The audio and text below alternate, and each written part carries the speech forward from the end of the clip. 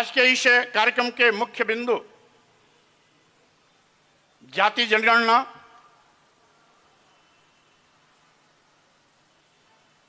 तथाकथित धर्म ग्रंथों से बहुजन विरोधी बात हटाना, अनुसूचित जाति अनुसूचित जनजाति तथा ओबीसी वर्ग को निजीकरण तथा न्यायपालिका में आरक्षण, सभी के लिए केजी से लेकर के पीजी तक मुफ्त शिक्षा का प्रावधान, देश के सभी लोगों के लिए सामाजिक आर्थिक समानता स्थापित करने के लिए एवं अल्पसंख्यक मुस्लिम, बौद्ध, जैन, अन्य वर्गों के सर्वांगीण विकास से उनके जनसंख्या के आधार पर बजट का प्राविधान। इस परिप्रेक्ष्य में अपनी बात रखने के लिए मैं निर्देशित किया गया हूं और साथ ही साथ अभी विस्तार से चर्चा हुई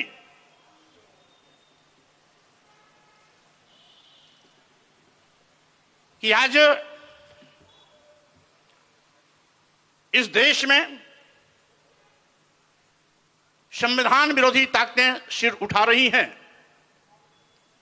हिंदू राष्ट्र की मांग कर न केवल देश को बंटवारे की ओर ले जाने की कोशिश कर रही हैं, बल्कि देश में स्थापित भाईचारा को भी खंड खंड करने में लगे हुए हैं। स्वाभाविक रूप से वो उनका चरित्र रहा है। भारतीय संविधान की कसम खाकर के संवैधानिक पदों पर बैठने वाले प्रधानमंत्री, मुख्यमंत्री आदर्श तो बघाड़ते हैं, बाबा साहब डॉक्टर अंबेडकर का नाम तो लेते हैं, दिखाने के लिए श्रद्धा सुमन भी अर्पित करते हैं, लेकिन उनके ही बनाए गए संविधान की अवहेलना करने में भी रंच मात्र कोई कोर कसर नहीं छोड़ते। ऐसे लोग जो संविधान के दुश्मन हैं, वो देश के भी दुश्मन हैं। इस बात को हमें गांठ बांध लेनी चाहिए और सावधान रहना चाहिए। ऐसे लोगों से, ऐसे फिरकाप्रस्त ताकतों से, देश को बांटने वाली ऐसी ताकतों से हमें होशियार रहना चाहिए। वो हिंदू राष्ट्र की बात क्यों करते हैं? इसीलिए करते हैं जिससे कि भारतीय संविधान खत्म किया जा सके। वो हिंदू राष्ट्र की बात क्यों करते हैं? इसलिए करते हैं कि अगर हिंदू राष्ट्र होगा तो हिंदू राष्ट्र का मतलब ब्राह्मण राज होगा, ब्राह्मणी व्यवस्था थोपी जाएगी, फिर से वर्णवाद, जातिवाद चलेगा, जातवाद के नाम पर भेदभाव चलेगा। आज भारतीय संविधान ने अनुच्छेद 15 के अंतर्गत जो हमें समता का अधिकार दिया है, धर्म, जात, लिंग और जन्मस्थान के स्थान पर किसी के साथ भेदभाव नहीं किया जा सकता। हिंदू राष्ट्र बनने पर वो अपने आप खत्म हो जाएगा। हिंदू राष्ट्र का मतलब क्षत्रिय राज्य नहीं, वैश्य राज्य नहीं, शूद्र राज्य नहीं। हिंदू राष्ट्र का मतलब ब्राह्मणी व्यवस्था का राज। वो ब्राह्मणी व्यवस्था जो सैकड़ों साल मनु महाराज ने अपनी पुस्तक में लिखा कि शूद्रम तु कार्यत दास्यम कृतम अकृतम वा दास्यैव तु जन्मना ब्राह्मणम तु स्वयं भुआ। वो हिंदू राष्ट्र की बात करते हैं। इनके चातुर्वर्ण में जो शूद्र कहे गए हैं, आज के प्रदेश में आदिवासी, दलित और पिछड़े समाज के लोग, अल्पसंख्यक समाज के लोग, जिनको जानवर से बदतर जिंदगी जीने के लिए इन लोगों ने कभी मजबूर किया था, इसी महाराष्ट्र में वो नारकी जीवन हमारे महापुरुषों ने देखा। सामाजिक परिवर्तन के महानायक ज्योतिबा फुले जी, सावित्रीबाई फुले जी, छत्रपति शाहू जी महाराज, बाबा साहब डॉक्टर अंबेडकर, आज तमाम महापुरुषों ने उस बुरे दिन को भी देखा जिसको ये शूद्र कहते थे। कमर में हाड़ी बांध, गले में हाड़ी बांध के चलना पड़ता था, जिससे कि उनका थूक सड़कों पर ना पड़े, ऊंची जात के लोग का पैर उस पर ना पड़े। कमर में झाड़ू बांध के चलते थे, जिससे कि पैर का निशान मिटता जाए, जिससे कि ऊंची जात का पैर उस पर ना पड़े। कमर में घंटी बांध के चलते थे, जिससे कि ऊंची जात पर उसकी कोई परछाई न पड़े, ऊंची जात के लोग बगल हो जाएं। इस व्यवस्था से निजात दिलाया था बाबा साहब डॉक्टर अंबेडकर ने, हमारे महापुरुषों ने। ये उसी व्यवस्था को थोपना चाहते हैं जिसमें व्यवस्था थी नारी शूद्रो नधियताम। स्त्रियों को पढ़ने लिखने का अधिकार नहीं था, शूद्रों को पढ़ने लिखने का अधिकार नहीं था। फिर से उस नारकी जीवन की ओर ले जाना चाहते हैं। और साथियों, मैं कहना चाहता हूं, आप जानते हैं सामाजिक परिवर्तन के महानायक ज्योतिबा फुले जी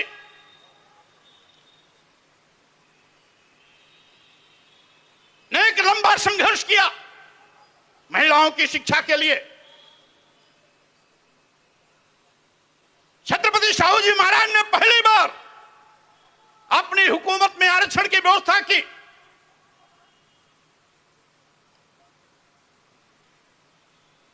सावित्रीबाई फूले ने कदम से कदम मिलाकर के ज्योतिबा फुले का साथ दिया। उनके संघर्षों का नतीजा था कि अंग्रेजी हुकूमत ने अपना शासनादेश जारी करके महिलाओं को शिक्षा का आदेश दिया। अनुसूचित जात अनुसूचित जनजात को शिक्षा का अधिकार दिया, पिछड़ी जातियों को शिक्षा का अधिकार दिया। यह कारवां आगे चलता रहा। उसी कड़ी को आगे बढ़ाने का काम किया बाबा साहब डॉक्टर अंबेडकर। और एक दिन ऐसा आया जब हमारा भारत संप्रभु राष्ट्र बना, आजाद हुआ, हमारा भारतीय संविधान बना, और बाबा साहब डॉक्टर अंबेडकर ने भारतीय संविधान को देश के प्रथम राष्ट्रपति डॉक्टर राजेंद्र प्रसाद जी को सौंपते हुए कहा था कि हमें राजनैतिक बराबरी तो मिली है, लेकिन सामाजिक और आर्थिक बराबरी अभी नहीं मिली है, उसको भी लाना है। तो साथियों, आज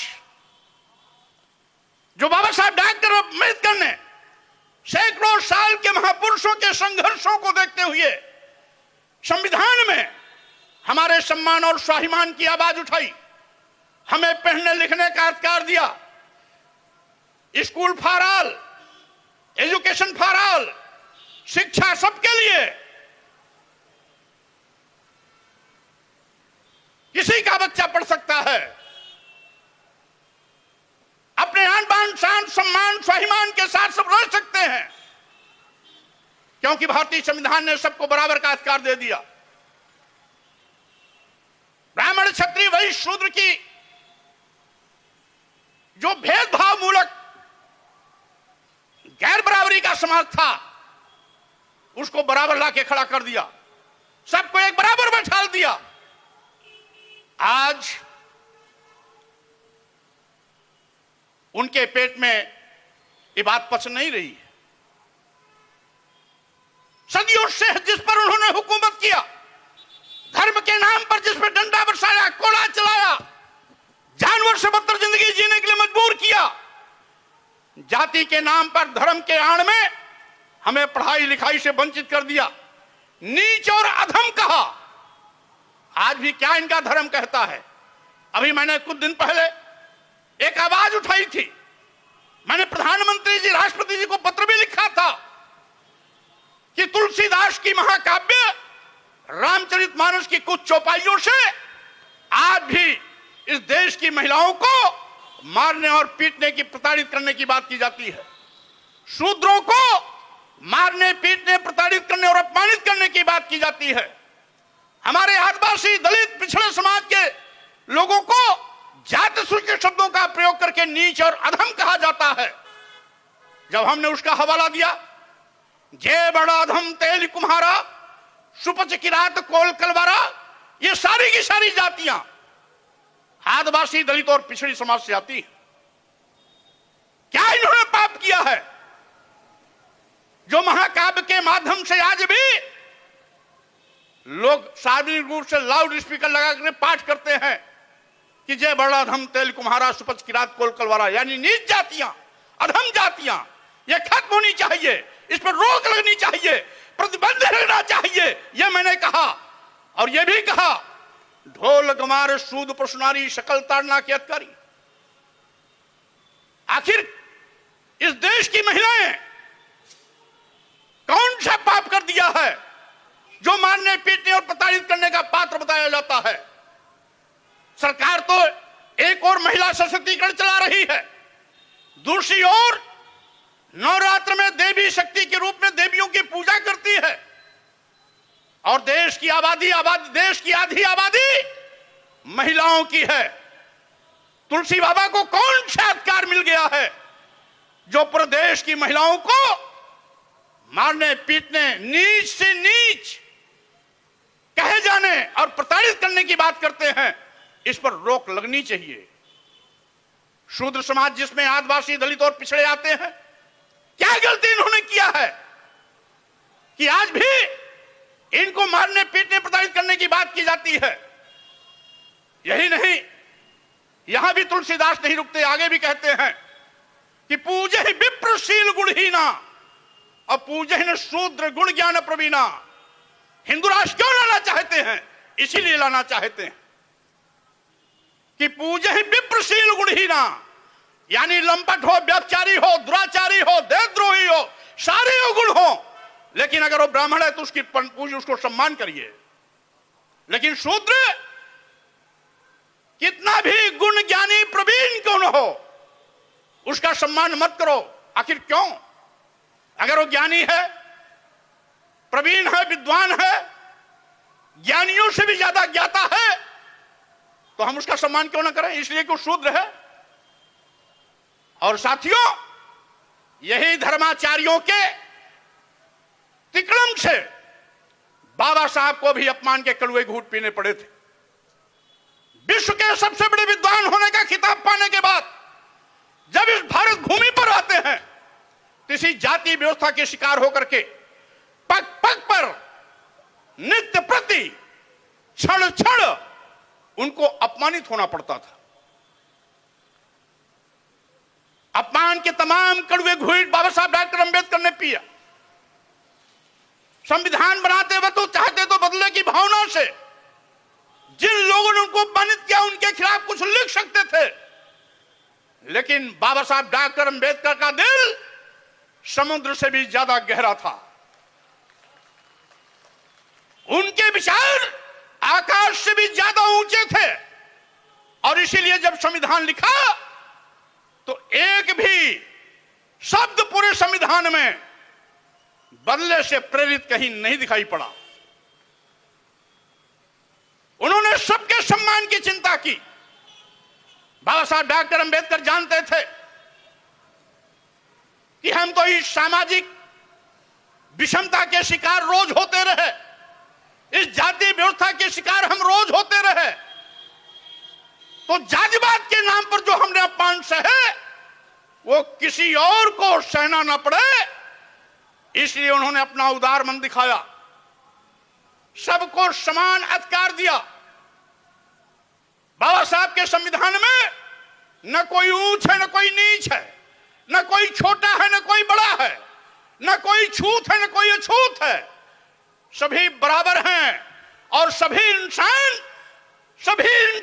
एक जैसे हैं, इसलिए बराबर हैं, कोई भेदभाव नहीं किया। यह बाबा साहब डॉक्टर अंबेडकर का बड़प्पना था, उनकी उदारता रही है। आज यथार्थवादी ताकतें नहीं चाहती कि जो कल तक गुलाम थे आज पढ़ लिख के आईएएस बने, आईपीएस बने, डॉक्टर बने, एडवोकेट बने, प्रोफेसर बने, साइंटिस्ट बने, वो नहीं चाहते। इसीलिए हिंदू राष्ट्र का गुणगान कर रहे हैं। मैं कहना चाहता हूं, आज ऐसे लोगों को अच्छी तरह से परखना होगा, समझना होगा। हमारे संतों, गुरुओं, महापुरुषों ने एक लंबा संघर्ष किया। पेरियार रामास्वामी नाईक, नारायण गुरु, संत गाड़गे, और इसके पहले एक संतों की कड़ी चली थी। संत श्रीमद रविदास, संत कबीर, गुरु नानक जैसे संतों ने भी इस लड़ाई को लड़ी। समता समानता का अधिकार दिलाने के लिए हजारों साल से लड़ाई चलती आ रही है। आज से 2600 साल पहले जिस करुणा मैत्री बंधुत्व पर आधारित समाज की रचना का बिगुल विश्व धर्म गुरु नायक भगवान बुद्ध ने छेड़ा था, जिसको सर्वव्यापी, विश्वव्यापी सम्राट अशोक ने बनाया था, आगे चल करके इसी नागपुर की दीक्षा भूमि पर बाबा साहब डॉक्टर अंबेडकर ने बुद्धं शरणं गच्छामि, धम्मं शरणं गच्छामि, संघं शरणं गच्छामि का उद्घोष कर इस भारत की आने वाली पीढ़ी को बता दिया, आए बहुजन समाज के लोगों, तुम्हारे सम्मान और स्वाभिमान का रास्ता भगवान बुद्ध के रास्ते जाता है, इसलिए इस रास्ते पर चल करके तुम अपने सम्मान और स्वाभिमान का परचम हमेशा लहरा सकते हो। आज हिंदू राष्ट्र की बात करने वाले लोग बाबा साहब डॉक्टर अंबेडकर और देश के तत्कालीन तमाम संविधान सभा के विद्वानों के विचारों के साथ खिलवाड़ करना चाहते हैं। फिर से ब्राह्मण राज स्थापित करना चाहते हैं। ब्राह्मण, क्षत्रिय, वैश्य, शूद्र में बांट करके देश का 1000 साल फिर से पीछे ले जाने की कोशिश में लगे हैं। एक और आरएसएस के प्रमुख कहते हैं कि इस भारत में बुद्ध हैं, जैन हैं, सिख हैं, इस्लाम के मानने वाले मुस्लिम हैं, या इस देश के ईसाई हैं, ये सब हिंदू हैं। तो आरएसएस के प्रमुख से मैं कहना चाहता हूं, यह सीख तो दुनिया के लोगों के आंख में धूल झोंकने के लिए आप सार्वजनिक रूप से देते हो। प्रधानमंत्री और मुख्यमंत्री को बैठा के क्यों नहीं समझाते कि जब सभी हिंदू हैं तो इनके साथ भेदभाव क्यों, इनके साथ सौतेला व्यवहार क्यों, अनुसूचित जात, अनुसूचित जनजाति के आरक्षण के साथ खिलवाड़ क्यों, पिछड़ी जातियों के साथ आरक्षण के गला घोटने का काम क्यों। बाबा साहब डॉक्टर अंबेडकर के संविधान अनुच्छेद 16(4) और 15(4) के अंतर्गत तथा 340 के अंतर्गत इस देश के आदिवासियों, दलितों और पिछड़ों को सामाजिक शैक्षणिक पिछड़ेपन के आधार पर सरकारों को इस बात का निर्देश दिया था कि इनको मुख्य धारा में खड़ा होने के लिए, समाज में सबके बराबर चलने के लिए आरक्षण के प्रावधान के माध्यम से इनको आगे लाने का प्रयास करना चाहिए। सामाजिक शैक्षणिक पिछड़ेपन के आधार पर इनकी हिस्सेदारी न केवल सरकारी नौकरियों में बल्कि सरकार द्वारा आर्थिक सहयोग, सरकार के आर्थिक सहयोग से चलने वाले सभी संस्थानों में भी आरक्षण का प्रावधान होना चाहिए। वोट लेने के लिए दलित हिंदू, वोट लेने के लिए आदिवासी हिंदू, वोट लेने के लिए पिछड़ा हिंदू, लेकिन आरक्षण के नाम पर आप इनके दुश्मन बन जाते हैं। आरक्षण देने की बात आती है तो भाजपा और आरएसएस को यह दलित हिंदू नहीं दिखाई पड़ता, यह आदिवासी हिंदू नहीं दिखाई पड़ता, यह पिछड़ा हिंदू नहीं दिखाई पड़ता। अगर यह प्रधानमंत्री, मुख्यमंत्री बनने के बाद भी दलित, आदिवासी और पिछड़ों के हिंदू मानते होते तो इनके आरक्षण के साथ कभी खिलवाड़ नहीं करते। इसका मतलब है यह केवल वोट लेने के लिए हिंदू कह करके इस देश के आदिवासियों, दलितों और पिछड़ों को गुमराह करते हैं। वोट लेने के बाद आदिवासियों, दलितों और पिछड़ों के गर्दन पर तलवार चलाते हैं। बाबा साहब डॉक्टर अंबेडकर द्वारा दिए गए आरक्षण का गला घोटते हैं। आरक्षण का गला घोटने का मतलब संविधान के साथ खिलवाड़ करते हैं, संविधान की धज्जियां उड़ाते हैं। इसलिए साथियों, मैं आपसे कहना चाहता हूं, ऐसे धोखेबाजों से होशियार रहना चाहिए जो अपना उल्लू सीधा करने के लिए हमें हिंदू बनाते हैं और सत्ता में आने के बाद हमारे आरक्षण को खत्म करते हैं।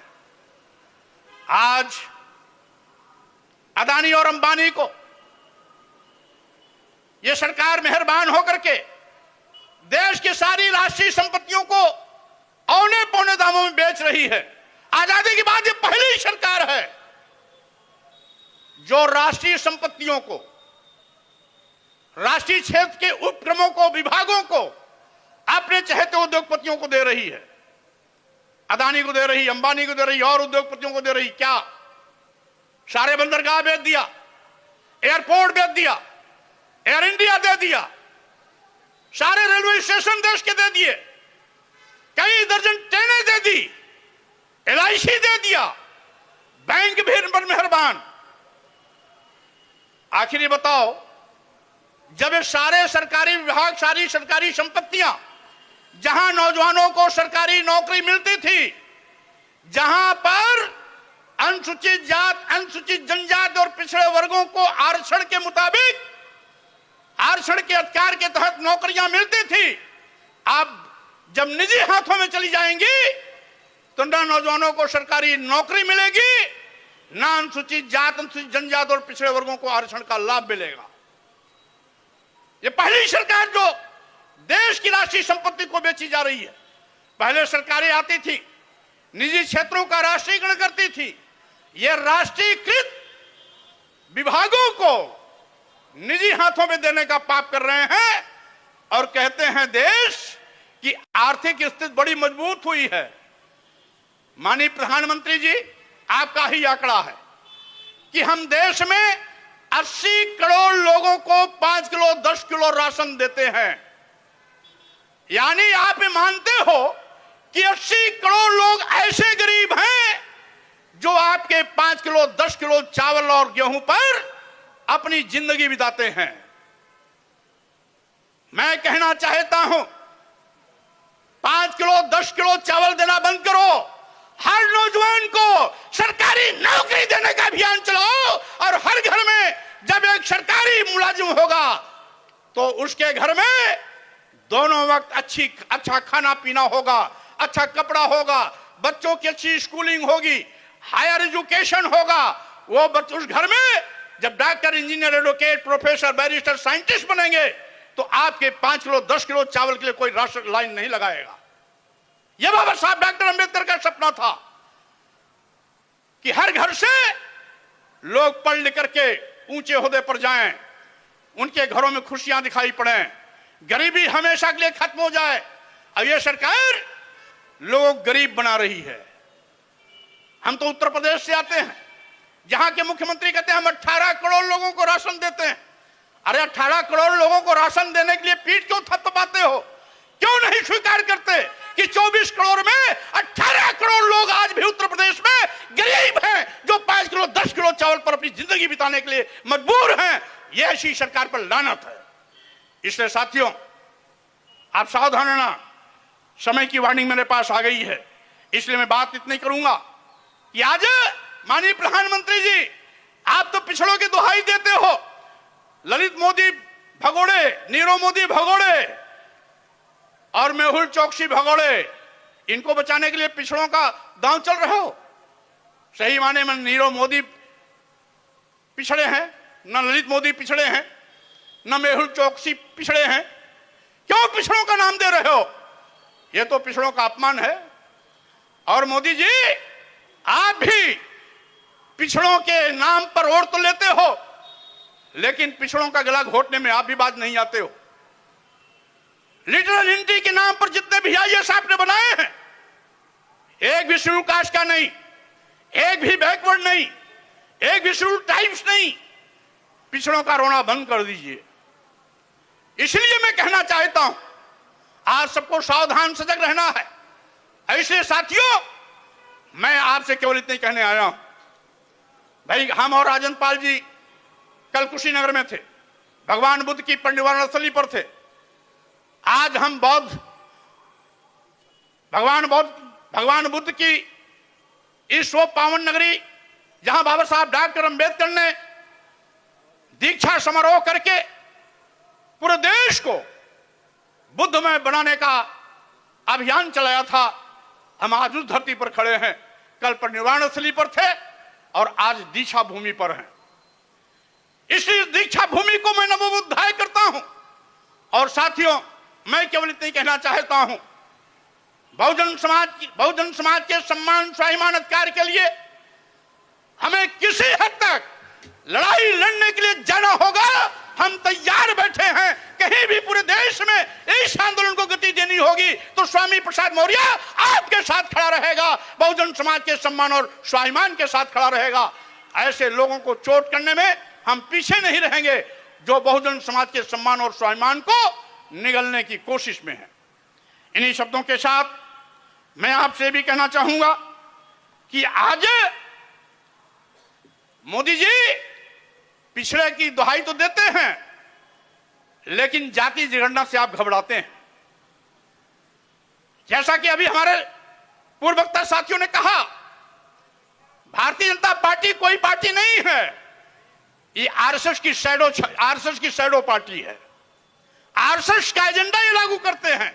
अगर मोदी जी सही मायने में अपनी सरकार चलाते होते तो पिछड़ा होकर के पिछड़ों के हित के लिए जातिवार जनगणना जरूर कराते। जातिवार जनगणना नहीं कराते हैं, इसीलिए कि साथियों, इनको बजट का भी प्रावधान करना पड़ेगा, इनको आरक्षण भी समानुपातिक हिस्सेदारी देनी पड़ेगी। इसीलिए आपसे भी मेरा निवेदन है, ये नागपुर दीक्षा भूमि एक क्रांतिकारी धरती रही है, बाबा साहब डॉक्टर अंबेडकर की कर्म भूमि रही है। और साथियों, आप सब इस ऐतिहासिक धरती के लोग हैं, इसलिए सभी भाइयों और बहनों को मैं केवल इतना ही कहूंगा कि आप सब इस अभियान में सड़क पर आना पड़े तो आए, हमें जहां बुलाएंगे हम आपके साथ खड़े रहेंगे। यद्यपि उत्तर प्रदेश में मैं सघन अभियान चला करके इस अभियान को घर घर पहुंचाने में लगा हूं। और जब से भाई राजेंद्र पाल गौतम जी बाबा साहब के मिशन के इस कारवां को आगे बढ़ाने का संकल्प लिए, हम इनके साथ में साथ देकर के हर जगह एक साथ पहुंचने की कोशिश भी करते हैं। इन्हीं शब्दों के साथ, चूंकि अभी माननीय गौतम जी इस कार्यक्रम की अध्यक्षता करें, समापन भाषण भी होगा, इसलिए मैं आप सबको बहुत बहुत धन्यवाद देता हूं। जयंती के अवसर, महापुरुषों की जयंती के अवसर पर शुभकामना देता हूं। संविधान बचाने का संकल्प लेके जाइए। बाबा साहब की इस धरती, ऐतिहासिक धरती से अगर फिर से आपको बाबा साहब की तरह सम्मान स्वाभिमान के लिए निकलना पड़े तो निकल लेना साथियों। हम भी आपके उस कारवां में पीछे खड़े दिखाई पड़ेंगे, आगे चाहोगे तो आगे खड़े दिखाई पड़ेंगे। जिस रूप में चाहोगे इस सम्मान स्वाभिमान की लड़ाई में हम आपके साथ रहेंगे। इन्हीं शब्दों के साथ मैं अपनी बात पर देता हूं विराम, आपसे लेता हूं विदा। नमो बुद्धाय, जय